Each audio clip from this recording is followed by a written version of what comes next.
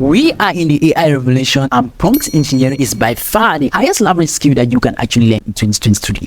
Google and Bing actually adding chatbots to the search engines is a clear indication that no one can actually escape from these prompting skills, and those backed with these skills are capable of making millions of dollars, and there's no exaggeration about it.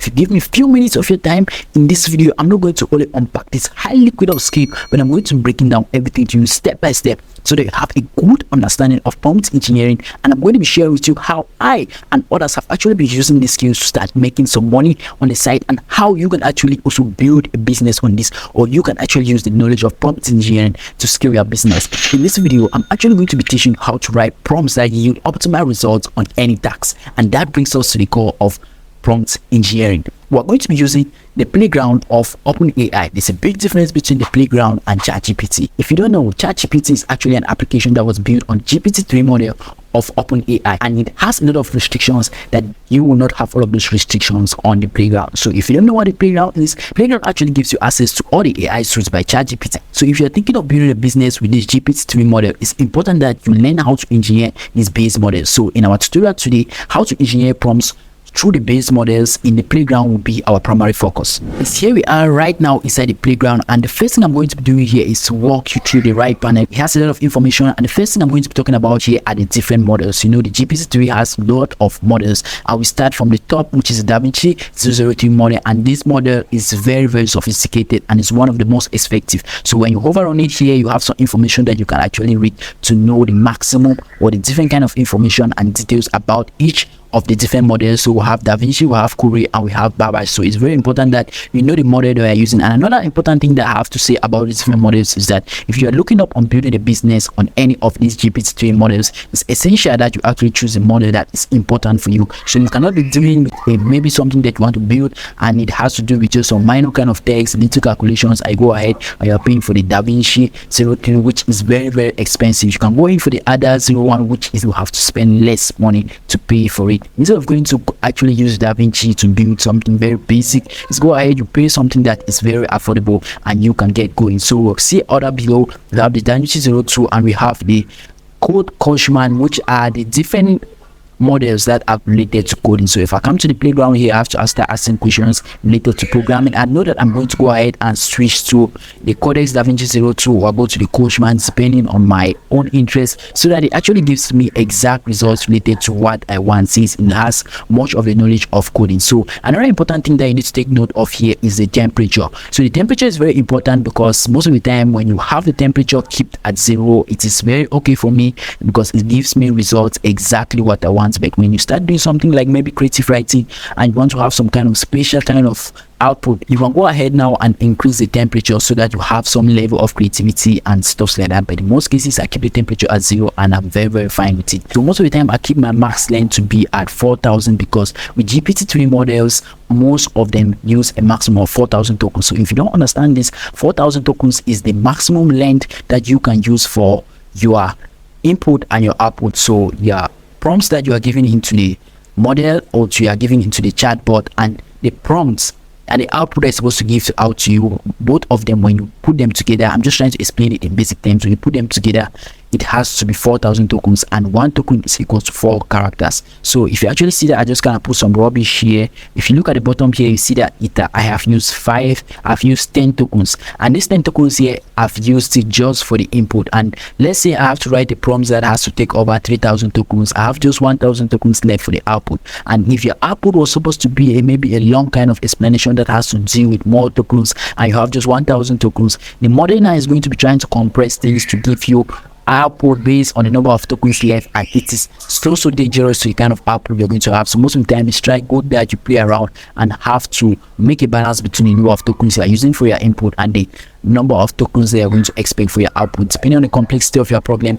and how long you have to write. So those are the few things that I have to show you here. The frequency panel is also very important when you have some kind of repetition, you want to change the level of repetition and stuff like that. We have the presence penalty and all of these other things. I keep them the way they are. So having understood how to use the playground, now we are going to get into our first type of prompting. It's called role prompting. So from the name, if you have not understood what role prompting is, in this case we are going to write the prompt and giving our AI chatbot, giving it a role so that it's best placed to answer us the question based on that particular topic. So we're going to be giving it roles like a doctor, a lawyer, and asking the questions related to medicine and asking questions related to law. Right now we're inside the playground, and I'm going to be giving a very simple prompt here that is going to give our AI a role as an email marketer. So what I'm going to do is actually just write this. You are an email marketer. Read the following random text carefully and select email. So what I've done, I've actually gone to Google and I've just written the keyword SEO@gmail.com, and a lot of random text has actually popped up with email among this. And now I'm giving all this random text here right below. Everything I've just put Control A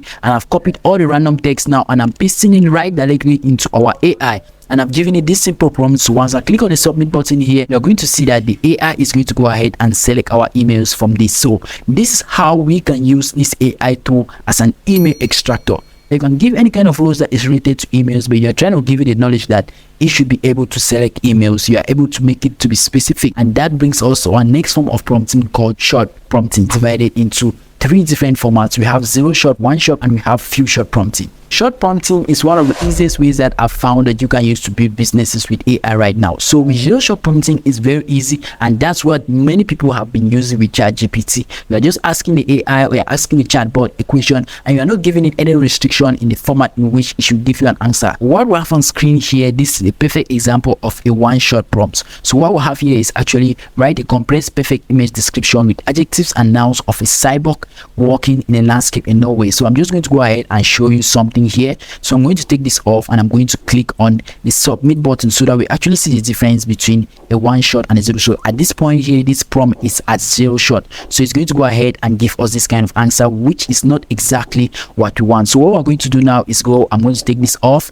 and I'm going to go ahead and paste what I want. So write a compressed perfect image here. Let me separate the prompts from the suggested answer. So I've written that write a compressed perfect image description with adjectives and nouns of a female cyborg walking in winter landscape in Norway, and we're giving a possible solution and a possible answer to this question, and this is how we expect our AI bot to actually respond to us. And now we have given it the prompts below here. So I'm just going to go ahead and take this off, and the prompts actually reads the same thing, and this is not the perfect output, but we're going to see that when we give the same prompts now at this point in time, we give submit, the answer is going to be different. So the whole idea I'm trying to explain to you here is that when you're giving a 1 shot prompt, you are giving a prompt and giving a possible answer, like the kind of structure in which you want your answer to look like, making the AI chatbot to be more specific, and it's going to solve you from giving it so many questions at the same time. So this is going to work on any kind of topic. When you ask it a question, you give it a possible kind of solution or the way, the structure in which you want your answer should look like,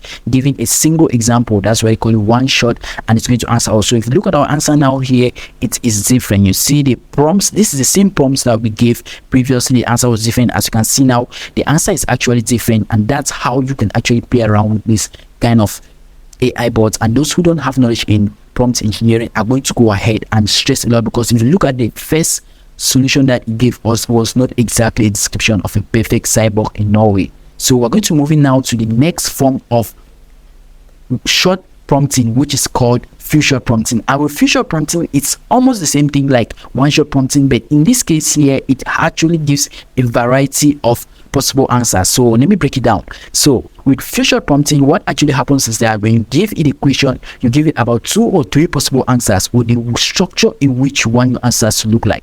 So when you give it a question, you give it a structure in which your answer should look like.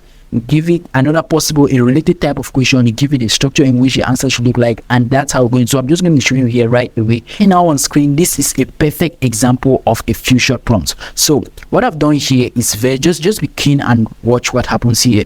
Blog article topics for prompt engineering. So I've actually given 3 different topics for prompt engineering. So these are correct topics, these are real topics for prompt engineering, and below again I've given blog article topics for graphic design answers here. And now I have given the AI bot an open space, a prompt that blog article topics for web design. Since I already gave it 2 answers for graphic and for prompt engineering, definitely now it's going to use this previous information in structure and it's going to give us an answer. Let's go ahead now and click on submit. But before we submit now, let me just do this so that you actually see the difference between what I'm talking out here. Let me go ahead and submit this, and let's see the kind of answer what we're going to have. And we're going to compare it for me to explain to you another thing that you need to know. So as you can see, it's actually giving us different kind of topics, so many topics. The number is not restricted, but if we go ahead and take this off and we go ahead now and give our own prompts. Let me try to submit now, and we're going to see the type of answers that it's going to give us. So if you look at it now, it has given us a maximum of 4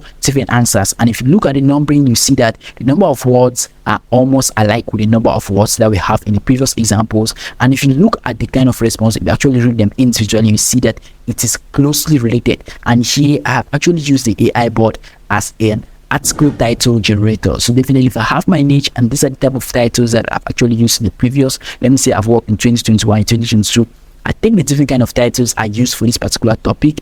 When I was talking about affiliate marketing, when I was talking about freelancing, I take them, I put it into this AI chatbot, and it's going to go ahead and generate topic ideas for a different niche or another sub niche on my blog, which is going to look alike and it's going to rhyme to what I have already on my blog. So that's how you can trick it out and use it for your YouTube titles. And that's how it looks like with few short prompting, and that's it for short prompting. So now we're going to go into a chain of thought prompting. This is another method of prompting that is very, very important, and this method encourages large language models to explain their reasoning as it goes. So definitely, you're going to be writing your prompts in such a way that these AI bots are going to be responding and giving a reason for each answer that they give. So this cannot be understood without an example. What you see on the screen here, this is an example of a chain of thought prompting. So a chain of thought prompt. So what actually happens here is I give it a question and it gives a reply. So you're setting your prompt in such a way that you give your question and you answer the question in a way that is going to explain the reason for that answer. Let's take for instance here. So if I have 4 apples and I give away 2, how many apples do I get? So your answer is I have 4 apples, I give away 2, then I will give. So we have not just actually given your answer that you're going to have 2 apples, but you have actually explained some kind of steps, explaining the reason, giving the reason why you will be left with 2 apples. So what actually happens again is here with this kind of prompting, you give it multiple examples depending on your extensions or depending on how far you want to go. So look at this, a very simple prompt like 2 plus 2. Look at what I've actually done here. I've said 2 plus 2, the answer is adding 2 to 2 results is equals 4 because 2 plus 2 is 4. This can be seen by breaking down the equation into the components of this. So it has actually explained to detail and it has gone to even far. So that is what we want, because now we're going to be giving a more complex mathematics problem. I'm going to give you this prompt. If x plus y equals to 10 and x minus y, find the value of x. So this is a mathematics tool that we're actually building right now. So I'm going to go ahead and click on the submit button, and we're going to see how our AI bot is going to go ahead and solve this equation, giving us a detailed explanation. And this is a very powerful prompt that if you understand it, you're going to apply it to very, very complex problems, and it's going to solve a lot for you. So I don't think I'm going to bring in all this, but actually using the tool of add this, it has actually solved the problem, and we see that our answer is 7. Value definitely is 100% perfect. So guys, this is a very powerful way of prompting. I've actually tried out before recording this video, and I recommend that if you want to try this kind of complex tasks, you have something very difficult, using this chain of thought prompt is going to solve a lot for you, because you actually give very, very simple examples and explain how it is, and then you look for a more complex problem now and give it to the AI chatbot. It's going to understand from the explanation from the previous and therefore give you now a perfect answer. That's it with the different kind of prompts that I wanted to share with you in this video, and I'm going to now unpack the different methods and strategies which I personally have used to actually make money using prompting, and definitely how you can copy the strategy and actually use it to build your own business, or how you can use what I've shared with you already to start making money. And if you have reached this level, guys, you are a superhero, and definitely you're serious about getting into something. And all this here does not require you to actually go be a prompt engineer before you start making money. That's why